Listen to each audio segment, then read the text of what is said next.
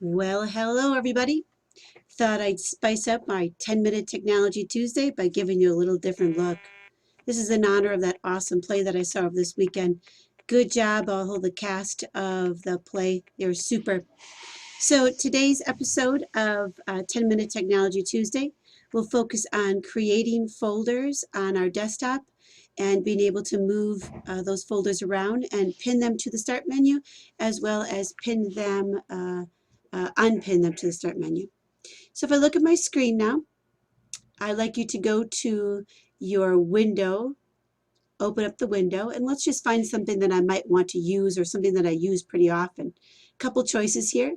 I'm going to take Excel and right click on it, and here's my choices that I want to do. Here I could open it, pin to the classic shell. Let's look what happens when I do that. When I pin it to the classic shell, it's always going to be up on top. See this little line here dividing it? This now pinned it to the classic shell. If I right click, I can unpin it from the classic shell as well. Let's see what else I can do with that. I'm going to go back to that program, right click again, and I'm going to pin it to the taskbar. As I pin it to the taskbar, it goes on the bottom of the screen. See how it showed up down here? This is where it went. So now when I close my computer and open it back up, this will always stay back on the bottom. If I don't want it there anymore, I'm going to right click on it and do unpin program to the taskbar. So one more time, if I want to pin something to my taskbar, these are things that I want to use pretty often. Like this here, don't you? Things I want to use pretty often, I'm going to go to the program itself, right click. That was pin to start menu. Nope, that was pin to taskbar.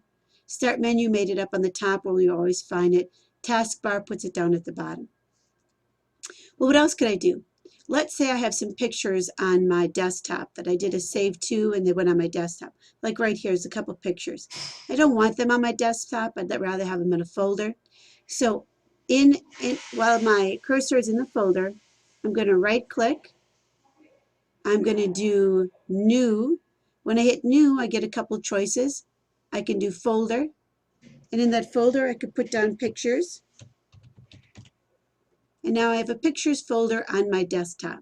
From there I can take these things and put them right in the folder that I'm choosing.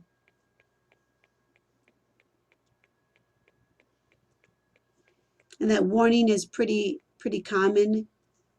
Just click OK. Well, what if I don't want those pictures there? Maybe I could take that folder and put it into another folder just to clean up my desktop a little bit. There's one more way you can make a shortcut on your desktop.